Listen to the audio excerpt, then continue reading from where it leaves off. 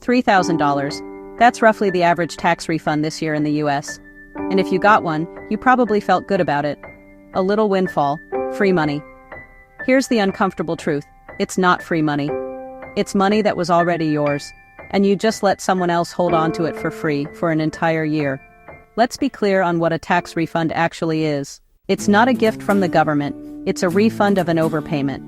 Every paycheck, your employer withholds a chunk of your income for taxes, and for most people, that chunk is slightly too big. So at the end of the year, the government gives the extra back to you. No interest, no bonus, just your own money, returned exactly as you gave it, 12 months later. If a friend borrowed $3,000 from you and paid you back a year later, to the exact dollar, no extra, would you call that a favor? Or would you call that a bad deal? That's what a refund is. You've been making the government an interest-free loan every single year without realizing it. So what does this actually cost you? Let's be honest about the numbers, because the answer might surprise you. It's not as dramatic as you'd think, but it's not nothing either.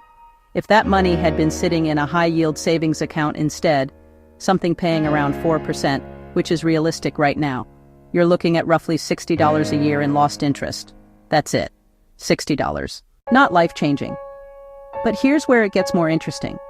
What if, instead of a savings account, that money had gone into a simple S&P 500 index fund? Historically, that index has returned close to 10% a year, averaged over the long run. Some years it's up 30%. Some years it's down badly. 2022, for example, it dropped close to 20%. There's no guarantee ever of what happens in any single year. But average it out over decades, and the long-term return has consistently landed close to 10%. On that same refund money, averaged out, that's roughly $150 a year you're choosing not to make. Every single year, you let this pattern repeat. Now, $150 a year doesn't sound dramatic, and I'm not going to pretend it's going to change your life on its own. But that's actually missing the real point of this video.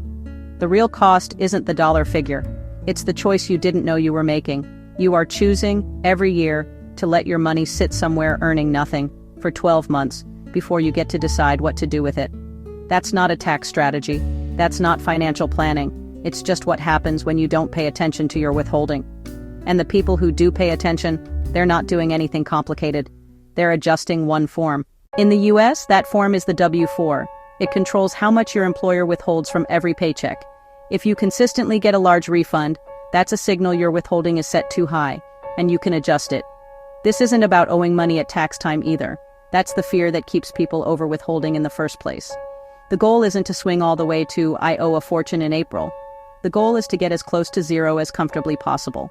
Pay close to what you actually owe, no more, no less, and keep the difference in your own pocket every single month instead of waiting for the government to hand it back. So let's say you adjust your withholding, and instead of getting a $3,000 refund next year, you get an extra $250 or so in every paycheck throughout the year.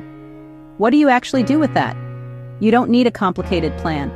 The simplest version looks like this. If you've got high-interest debt, that extra money goes there first.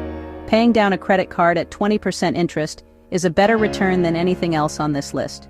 If you're debt-free, it goes into something that grows. A high-yield savings account if you want it safe and accessible, or an index fund if you're investing for the long term and won't need it soon. Either way, the difference between this and a refund is simple.